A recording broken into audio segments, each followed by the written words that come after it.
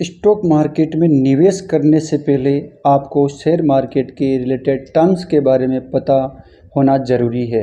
इस वीडियो में हम शेयर मार्केट टर्मिनोलॉजी के बारे में जानकारी लेंगे।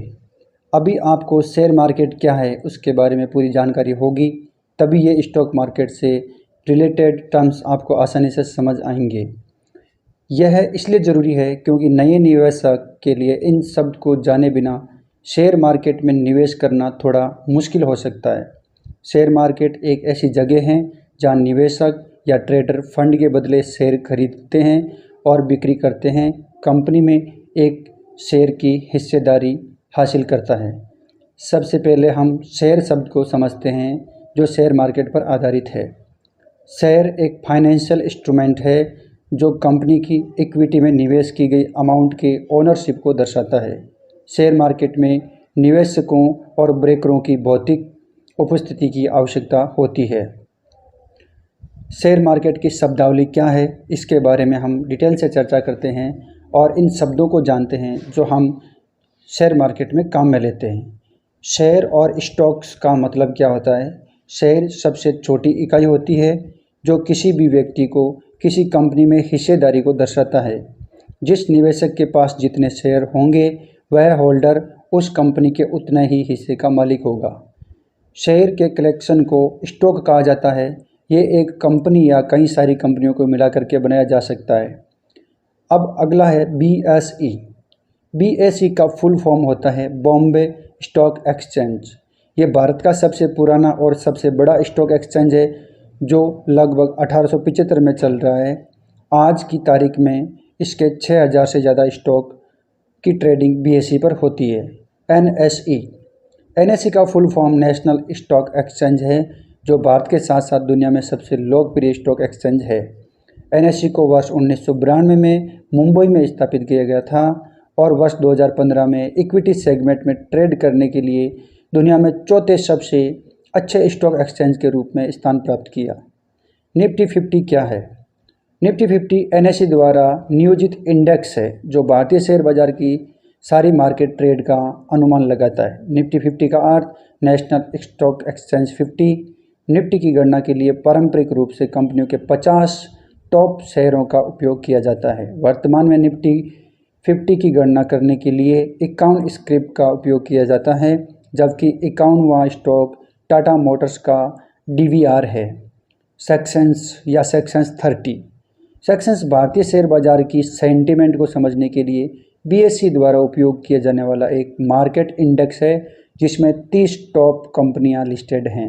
सेक्शंस शब्द का कॉम्बिनेशन सूचकांक और संवेदनशील का बना हुआ है। सेक्शंस 30 में टॉप 30 कंपनियों का स्टॉक की गणना के लिए उपयोग किया जाता है। डीमैट अकाउंट शब्द का उपयोग रिपोजिटरी को दर्शाने के लिए किया जाता है जहां किसी भी व्यक्ति की स्टॉक होल्डिंग से संबंधित सभी डिटेल जानकारी रखी जाती है। भारत में मुख्य रूप से डिपॉजिटरी NSDL और CSDL भारत में बैंकों और स्टॉक्स ब्रोकर जैसे स्वीकृत फाइनेंशियल संस्थानों के माध्यम से जुड़े हुए होते हैं। पोर्टफोलियो एक निवेशक जितना निवेश करता है उन सभी निवेश को जहां स्टोर करते हैं उसे पोर्टफोलियो कहा जाता है। एक इन्वेस्टर के पास पोर्टफोलियो में केवल एक शेयर या कई सिक्योरिटीज़ हो सकती है। एक पोर्टफोलियो में शेयर, बॉन्ड, फ्यूचर्स, ऑप्शन आदि जैसे फाइनेंशियल इंस्ट्रूमेंट की एक विविध रेंज शामिल हो सकती है। डेरिवेटिव्स एक फाइनेंशियल इंस्ट्रूमेंट है जो एक अंडरलाइनिंग संपत्ति, अंडरलाइनिंग एसेट्स जिसको कहते हैं, से अपने वैल्यू को प्राप्त करता है। डेरिवेटिव का उदाहरण है फ्यूचर और ऑप्शन। आमतौर पर अंडरलाइनिंग एसेट में मार्केट इंडेक्स, शेयर, कमोडिटीज और करेंसी होती है। डेरिवेटिव्स का उपयोग रिटर्न को बढ़ाने के लिए लीवरेज के रूप में किया जाता है। डेरिवेटिव कॉन्ट्रैक्ट होते हैं जो आपको आपके द्वारा प्रदान की गई पूंजी की तुलना में एक बड़ा लाभ प्रदान करते हैं। इसमें कौन सा विकल्प आपके लिए सही होगा उसके लिए पहले फ्यूचर और ऑप्शन में अंतर समझना जरूरी है। मूल्य में उतार चढ़ाव होने वाले नुकसान से बचने के लिए डेरिवेटिव का उपयोग किया जाता है जिसे हेजिंग के रूप में जाना जाता है। फ्यूचर क्या है? फ्यूचर एक वित्तीय दायित्व होता है जहां निवेशक एक पूर्व निर्धारित मूल्य पर एसेट को एक निश्चित तारीख पर खरीदता या बेचता है। फ्यूचर का उपयोग अक्सर अंडरलाइनिंग एसेट्स के मूल्य के उतार चढ़ाव से बचाने के लिए किया जाता है। फ्यूचर प्रतिकूल प्राइस मूवमेंट से होने वाले नुकसान को रोकने या कम करने में मदद करता है। इसका उपयोग अंडरलाइनिंग एसेट के प्राइस मूवमेंट और इससे मुनाफा कमाने वाले के बारे में अनुमान लगाने के लिए लीवरेज के रूप में किया जा सकता है। फ्यूचर कॉन्ट्रैक्ट की ट्रेडिंग लॉट साइज में होती है जिसकी अलग अलग एक्सपायरी डेट होती है। इसमें कीमतें निर्धारित होती है जो कि कॉन्ट्रैक्ट के समय इन्वेस्टर को पता होती है। इसमें कई प्रकार की फ्यूचर कॉन्ट्रैक्ट हैं जैसे कि commodity future, equity future, currency future इत्यादि। अगला शब्दावली है ऑप्शन। डेरिवेटिव सेगमेंट के अंतर्गत आता है। इस कॉन्ट्रैक्ट में खरीदार को अधिकार प्राप्त करते हैं लेकिन मैच्योरिटी डेट पर या उससे पहले पूर्व निर्धारित प्राइस पर अंडरलाइनिंग एसेट्स को खरीदने या बेचने की बाध्यता नहीं है। ऑप्शन को लॉट में ट्रेड किया जाता है। कॉन्ट्रैक्ट में सेट प्राइस को स्ट्राइक प्राइस के रूप में जाना जाता है। अंडरलाइनिंग एसेट्स को खरीदने या बेचने का अधिकार प्राप्त करने के बदले में भुगतान की गई राशि को ऑप्शन प्रीमियम के रूप में जाना जाता है। ये खरीदार इस अधिकार का उपयोग नहीं करता है तो उसका नुकसान उसके द्वारा भुगतान किए गए ऑप्शन प्रीमियम तक सीमित रहता है, जबकि सेलर के मामले में उसके द्वारा होने वाले संभावित नुकसान की कोई सीमा नहीं है, मतलब असीमित लॉस होता है। वहीं सेलर को लाभ केवल ऑप्शन प्रीमियम तक ही सीमित होता है।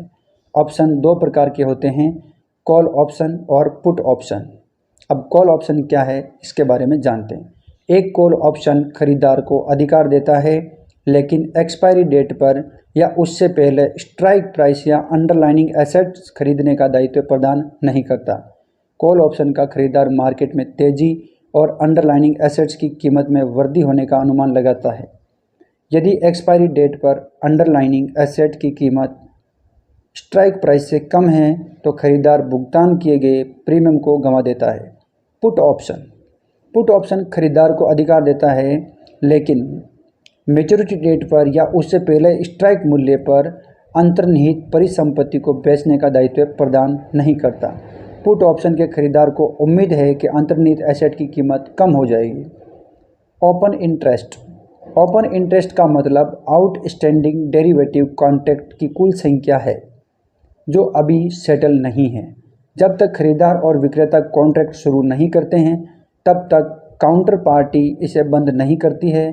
तब तक इस कॉन्ट्रैक्ट की टर्म को ओपन कहा जाता है और इसे ओपन इंटरेस्ट कहते हैं। एनुअल रिपोर्ट कंपनी का फाइनेंशियल इवोल्यूशन है। एनुअल रिपोर्ट में कंपनी की फाइनेंशियल स्थिति और संचालन की रिपोर्ट मिलती है। आर्बिट्रेज दो अलग अलग मार्केट के बीच समान सिक्योरिटी की प्राइस में अंतर से प्रॉफिट कमाने की रणनीति है। इस रणनीति के तहत आर्बिट्रेजर प्रॉफिट कमाने के उद्देश्य से एक मार्केट से एसेट को खरीदता है और दूसरे मार्केट में उसी समय बेच देता है। ओवरहेजिंग डाउन तब किया जाता है जब इन्वेस्टर अधिक स्टॉक प्राप्त करता है क्योंकि प्रारंभिक खरीद के बाद स्टॉक की कीमत लगातार घट जाती है जिसके परिणाम स्वरूप प्रति शेयर एवरेज कॉस्ट कम हो जाती है। ये एक इन्वेस्टर द्वारा किया जाता है जब उसे लगता है कि शेयर कथित वैल्यू से कम ट्रेड कर रहा है और मार्केट की आम सहमति गलत है। बेयर मार्केट इंडस्ट्री से संबंधित एक विशिष्ट शब्द है जो मार्केट की पूरी स्थिति में गिरावट का संकेत देता है। इसका मतलब है कि शेयर मार्केट में सूचीबद्ध शेयरों की वैल्यू घट जाएगी या कीमत कम हो जाएगी। बुल मार्केट बेयर मार्केट का बिल्कुल विपरीत है। इसका मतलब है मार्केट ऊपर की ओर जा रही है। यह इन्वेस्टर के उत्साहजनक मार्केट या अर्थव्यवस्था के बारे में आशावादी परिणाम देता है। इसका मतलब है कि शेयरों का कुल मार्केट प्राइस बढ़ रहा है। एक्टिव रिटर्न पोर्टफोलियो द्वारा उत्पन्न अतिरिक्त रिटर्न को संदर्भित करता है। वॉलेटिलिटी से तात्पर्य शेयर की कीमतों में उतार चढ़ाव की सीमा से है। ट्रेडिंग सेशन के दौरान अत्यधिक स्टॉक वॉलेटिलिटी असामान्य हाई और लो को देखा जाता है, जबकि कम वॉलेटिलिटी स्टॉक कम उतार चढ़ाव को अनुभव करते हैं। हाई और लो का एक दूसरे से संबंध नहीं है। अत्यधिक वोलेटाइल शेयरों में इन्वेस्टमेंट हाई रिस्क वाले स्टॉक होते हैं जिनके परिणाम स्वरूप भारी लाभ या ज़बरदस्त नुकसान हो सकता है। बीटा मार्केट के पूरे प्राइस मूवमेंट की तुलना में बीटा स्टॉक की कीमतों में वोलेटिलिटी को मापता है। ये स्टॉक की कीमतों और पूरी मार्केट की मूवमेंट के बीच संबंधों की सीमा को मापता है।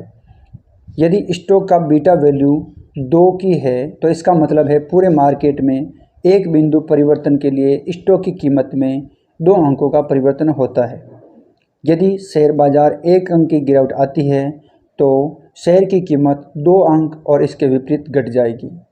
स्टॉक पोर्टफोलियो में जोड़ने के साथ जोखिम को मापने के लिए बीटा एक महत्वपूर्ण मानक है। उच्च बीटा स्टॉक जोखिमपूर्ण है क्योंकि वो मार्केट स्विंग के लिए अत्यधिक वोलेटाइल है, हालांकि इसमें हाई रिटर्न की संभावना है। इस तरह लो बीटा स्टॉक में कम जोखिम होता है लेकिन साथ ही साथ कम रिटर्न भी होता है। अल्फ़ा समग्र मार्केट की तुलना में अल्फ़ा इन्वेस्टमेंट पर सापेक्ष रिटर्न है। इसे बेंचमार्क इंडेक्स के खिलाफ मापा जाता है। अल्फ़ा दिखाता है कि समग्र बाजार की तुलना में किसी शेयर ने कितना अच्छा या खराब प्रदर्शन किया। कभी कभी कोई स्टॉक 5% जैसे रिटर्न की मामूली दर प्रदान कर सकता है। ये मार्केट में सामान्य मूवमेंट का परिणाम हो सकता है। ये इन्वेस्टमेंट के प्रदर्शन का वास्तविक बैरोमीटर नहीं है, इसलिए अल्फ़ा से मुक्त स्टॉक मार्केट मूवमेंट के प्रदर्शन का एक सटीक माप है। अल्फ़ा इन्वेस्टमेंट के ऐतिहासिक एक्टिव रिटर्न को ट्रैक करता है, इसलिए 10% के एक अल्फ़ा का मतलब है कि समग्र मार्केट में इन्वेस्टमेंट ने 10% का बेहतर प्रदर्शन किया है। इसी तरह -10% का मतलब है कि समग्र मार्केट में इन्वेस्टमेंट 10% कमी हुई है। अब ब्लू चिप स्टॉक की बात करें। ब्लू चिप स्टॉक उच्च गुणवत्ता, व्यापक रूप से स्वीकार किए गए प्रोडक्ट और सर्विस के एक सारणी के साथ बहुत प्रसिद्ध समूह हैं। ब्लू चिप कंपनियों में अक्सर शेयरधारक को भारी डिविडेंड प्रदान करने के लिए जाना जाता है और अक्सर उनकी प्रभावी मैनेजमेंट प्रैक्टिस के लिए सराहना की जाती है। वे अक्सर तेज़ी से बढ़ती है अर्थव्यवस्था और आशावादी इन्वेस्टर की भावनाओं के चलते मार्केट का नेतृत्व करते हैं।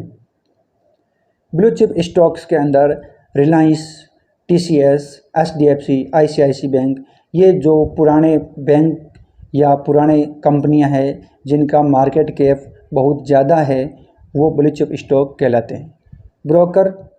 ब्रोकर स्टॉक एक्सचेंज और इन्वेस्टर या ट्रेडर के बीच मध्यस्थता है। वह कमीशन के बदले धन और शेयरों के ट्रांसफ़र की सुविधा देते हैं। ब्रोकर एक बिचौलिया है जो खरीदारों और विक्रेताओं के बीच ट्रेड की सुविधा देता है। बिड वह अधिकतम राशि जो एक खरीदार स्टॉक प्राप्त करने के लिए भुगतान करने के लिए तैयार है। एक खरीदार केवल तभी स्टॉक खरीद सकता है जब कीमत उसके द्वारा रखी गई बिड प्राइस से अधिक न हो। आस्क वह न्यूनतम राशि है जो एक सिक्योरिटी होल्डर बेचने के लिए तैयार है।